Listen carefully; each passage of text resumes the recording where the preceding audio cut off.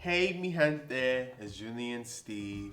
You already know my name, but if you're new here, hey! Today we're going to be talking about the one and only Karol G and why I have a problem with her. Yes, we're going to talk about why I have a problem with Karol G. Okay mi gente, okay mi gente, okay. We're going to start now.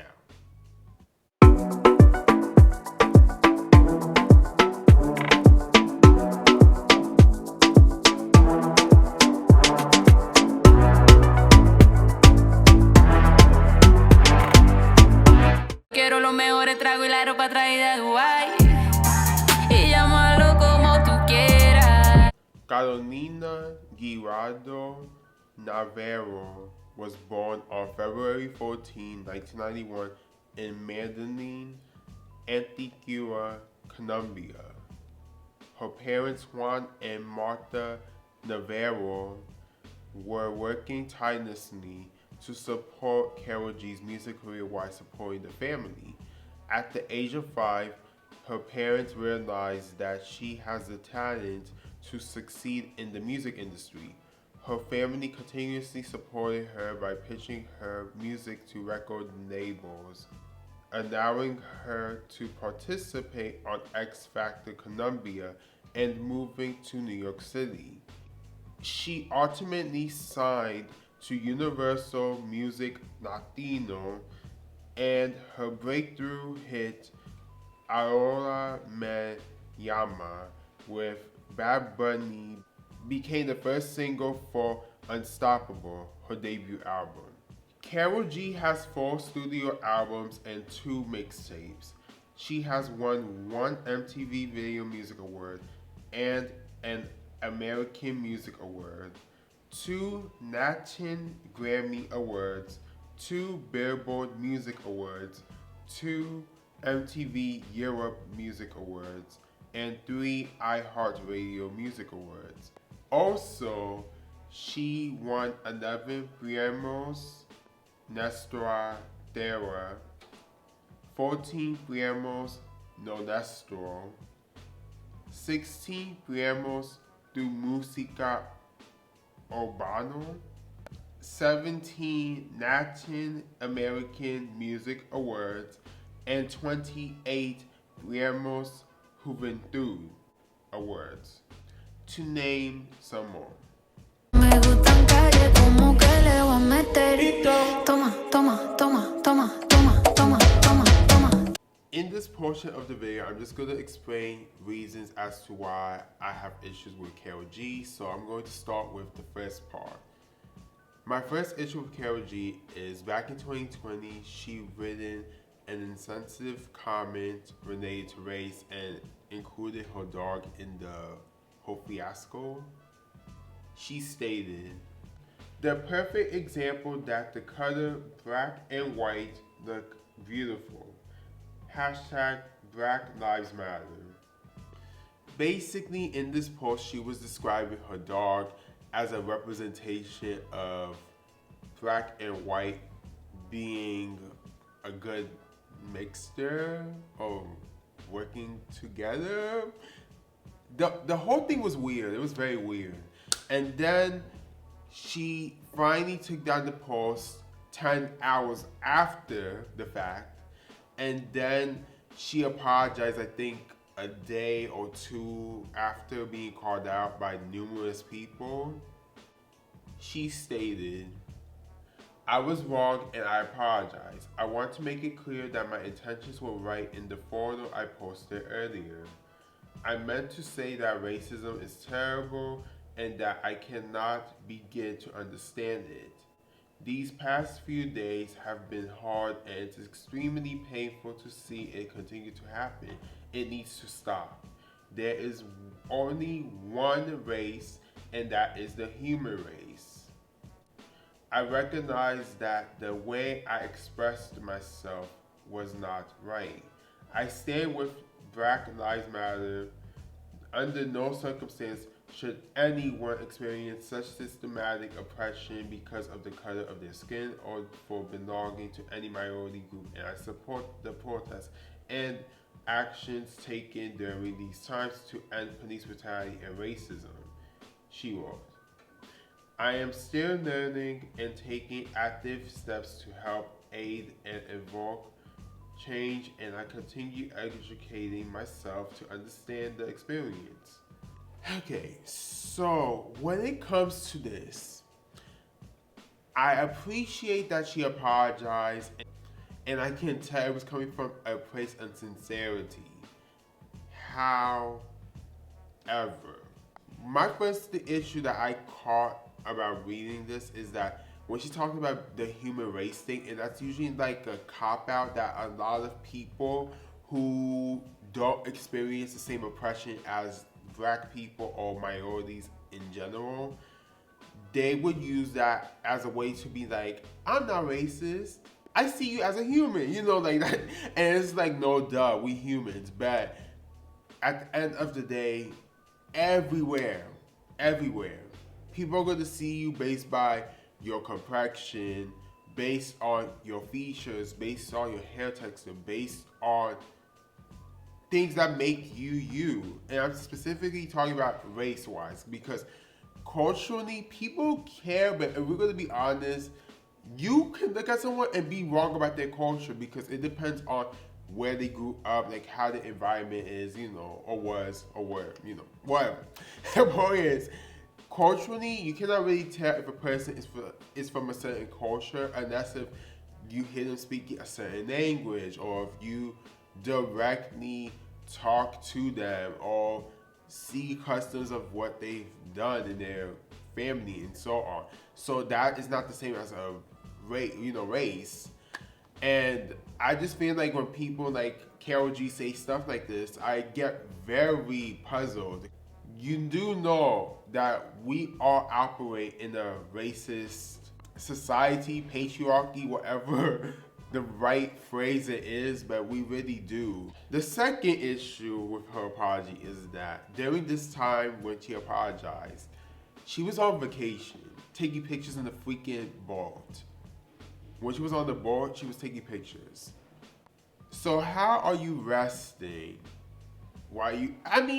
It's possible, but if I were you, like if I were in your position, I wouldn't thought, I should post a picture about me being on vacation. And then what's more funny is before she apologized, she mentioned something again about the human race. So, yeah. This part of the section technically has nothing to do with Karol G, but it kind of does a bit. And basically, she used to date Unwell. Unwell is a reggaeton artist, just like Karol G. This man is extremely homophobic and transphobic. So, do with that information with what you will. And people were mentioning that when they were calling her out, Karol G, who you with does mirror you. So if your partner has so many negatives and you still with them, I'm giving you a side eye. I'm just gonna say how it is.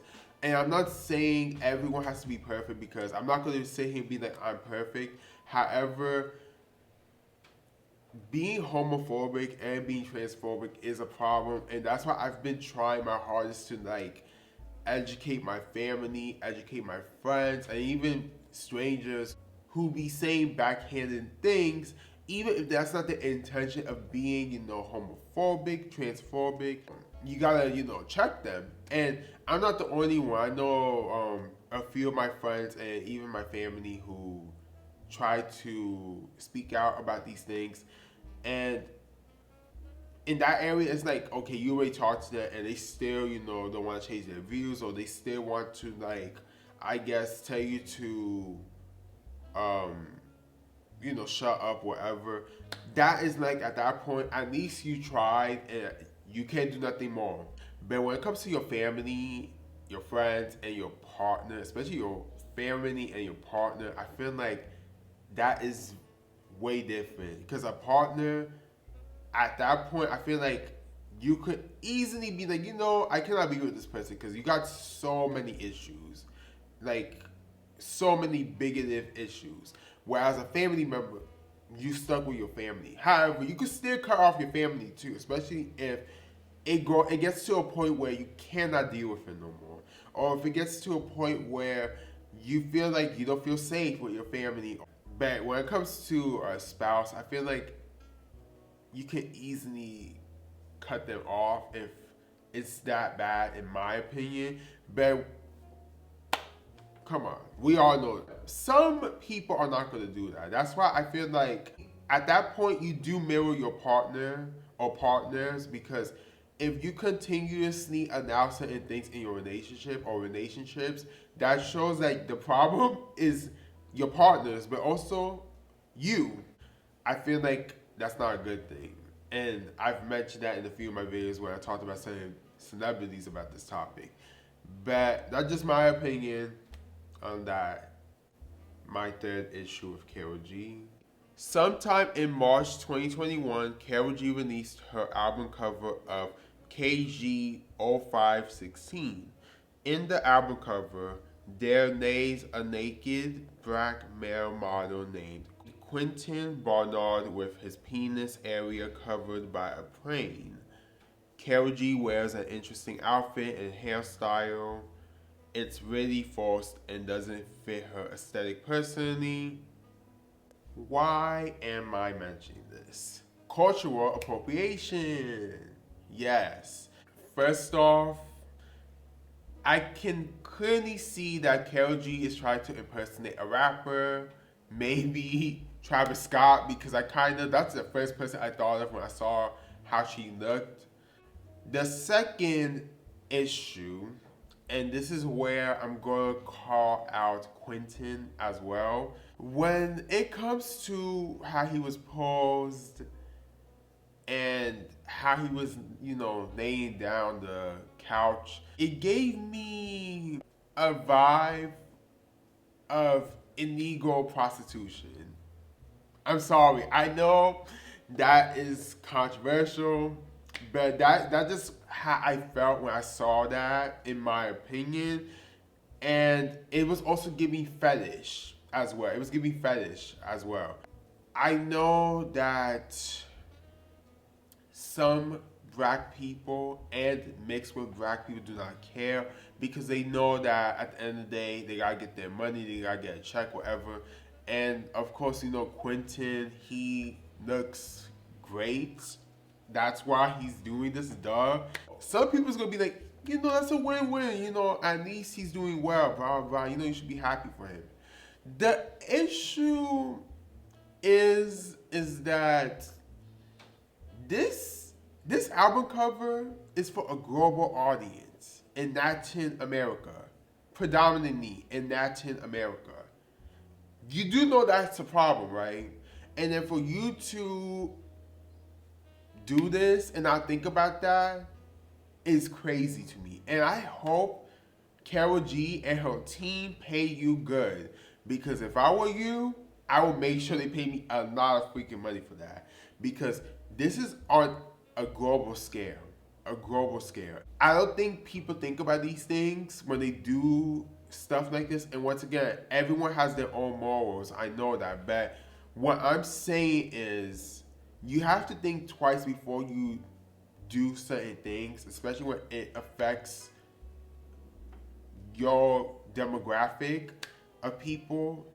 Does Quentin know there are black people in Latin America? I wonder how the people, the Latinos, the Afro-Latinos, or the Afro-Latines feel about this album cover, who are in Latin America right now.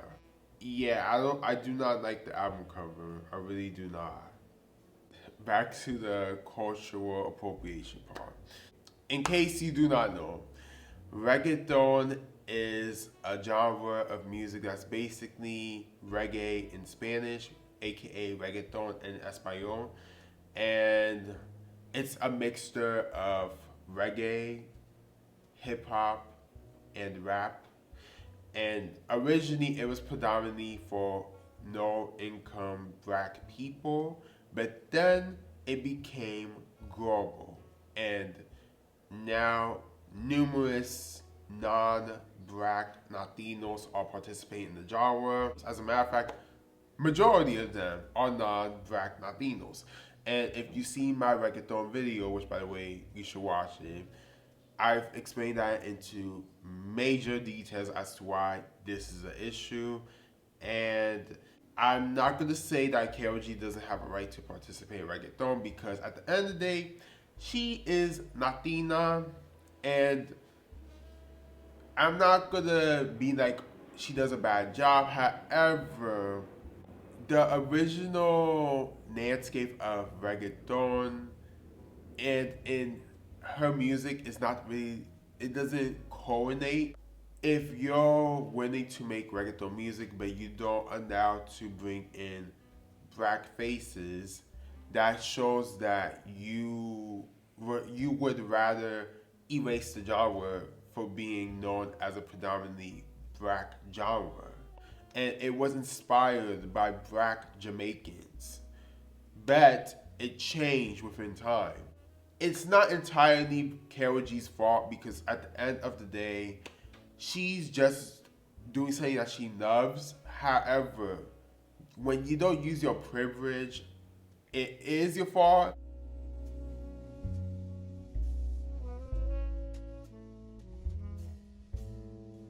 Your own show, up and down, show what you can do. Bring it up top, then you drop it down low. Wine for Y que me toque allá, que me toque ahí, hasta que me encuentres, pero ahí, en el punto E. Me siento bichota, sin salir del bloque. No me quieren partir, no tienen con qué. Si eso lo sabemos, se puso atrás, así que comencemos. Tocarnos rico ese.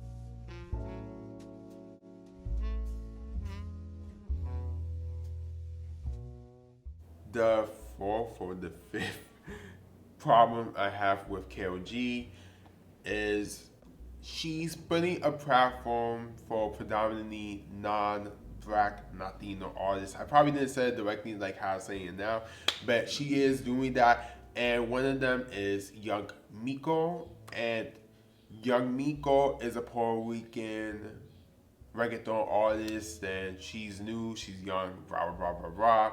Long story short, Young Miko is a minstrel show. I said it.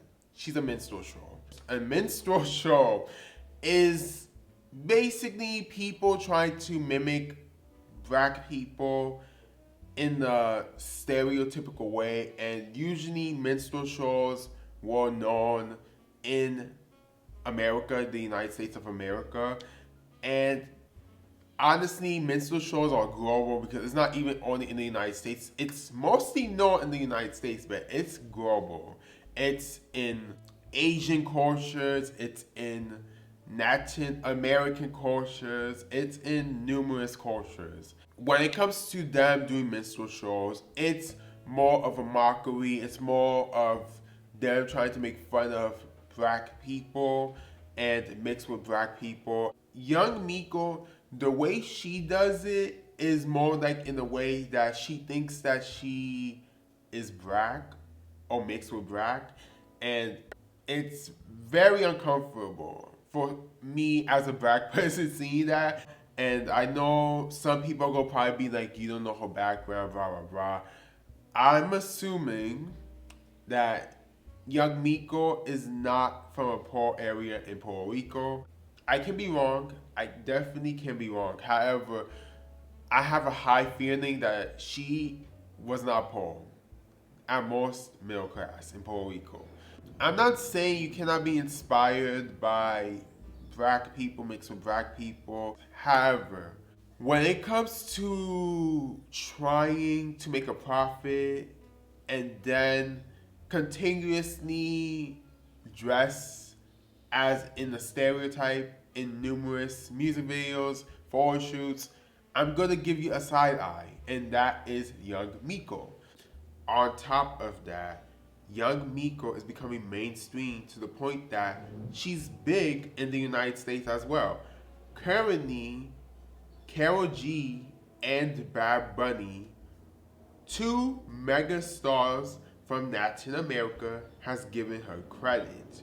So now, this woman is like being pushed to the forefront as one of Latin America's biggest stars that's like on the rise.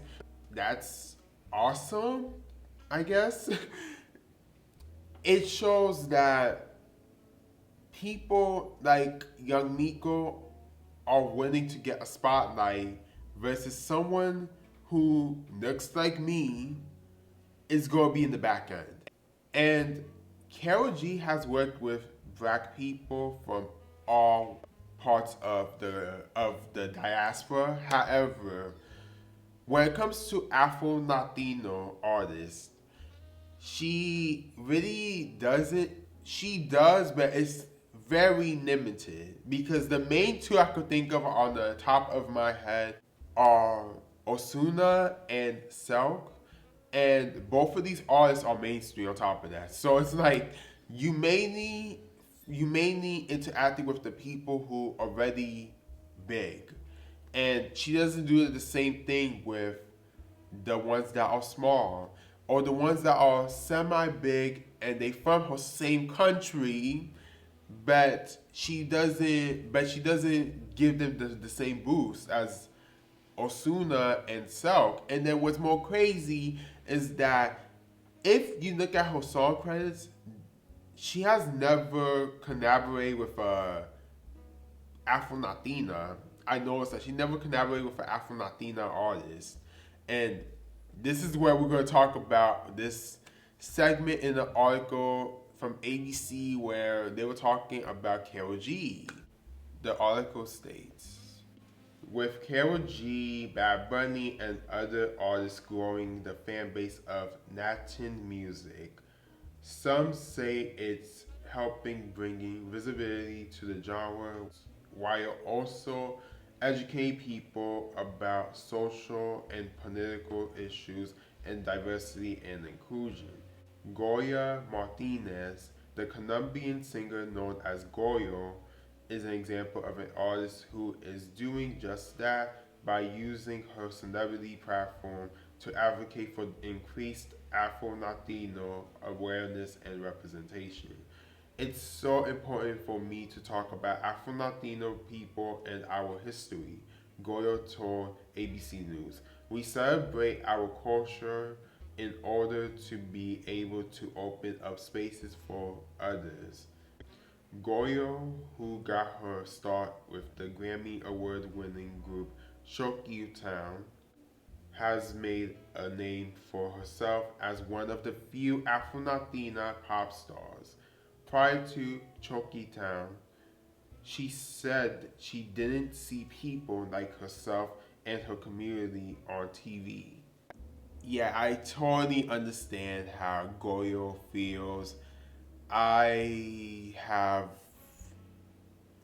felt this way numerous times. And if you've been on my channel for a while, this doesn't surprise you. If you see my videos, I've talked about how I'm very disappointed in the representation of Afro Latinos globally, but especially in the United States because I'm from here and I want to see us win, but when I'm seeing that we're not represented properly or it's very limited, it does upset me, and it also shows that there's an intentional bias towards people that look different from Latin America because they wouldn't mind representing people who look white or mestizo or mestiza, but when it comes to black people, Asian people, and indigenous people from Latin America, we are pushed to the back end. And it's just crazy. It's really crazy. That's why certain people do not think that there are black, Asian, and indigenous people in Latin America. And when they do think of indigenous, they think of people that are mixed. Once again, the word mestizo, mestiza, but mixed with European and indigenous heritage. Or when they do think about someone who is Afro-Latino, they refer to someone who's mixed race, half black, half of another race, and it's very, very discouraging. But I'm not giving up, and I appreciate Goyo for not giving up as well, and numerous other Afro Latinos. That being said, we gotta get this back to Karol G. Karol G, why you do not put on Goyo?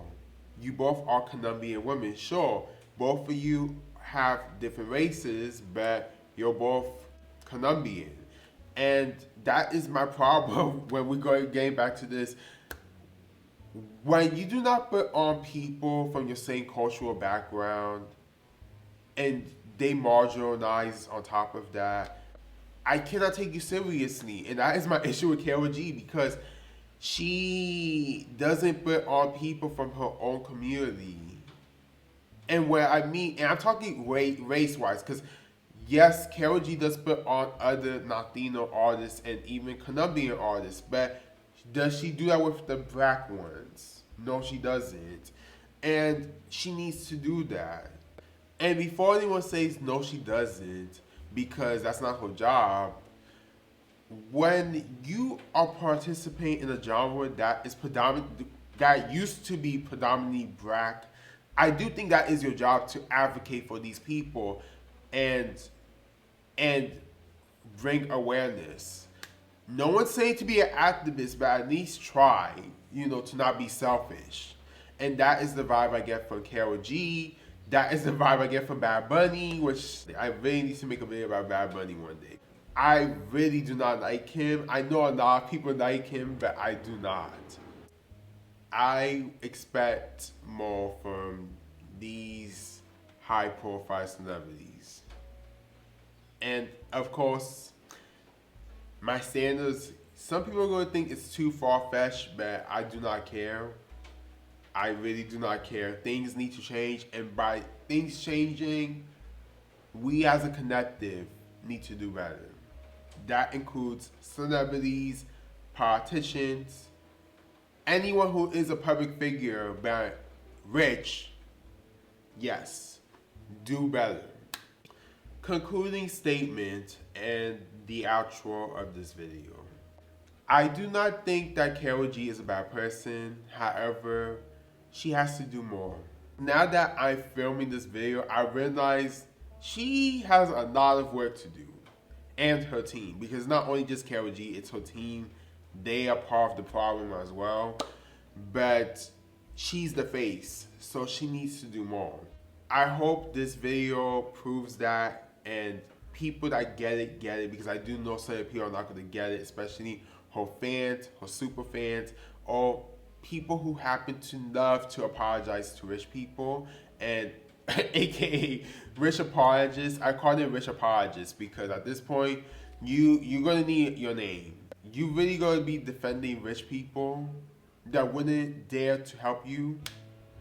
And this is coming from someone who does like some of Karol G's music. Like, I definitely like her most recent projects, both of them, which is like, I think, a jointed thing. Thank you so much if you made this far in this video. I appreciate you. Be sure to like this video. Please comment and share your thoughts in the bottom. In the comment section, I would appreciate to hear your feedback. If you're going to be nasty, you're getting blocked. I'm serious. I'm not going to be debating in the comments too, unless if I really want to. Otherwise, I'm not going to be debating with you in the comments. Okay, mi gente. Okay, mi gente. Okay. Thank you and peace, mi gente. Peace, mi gente.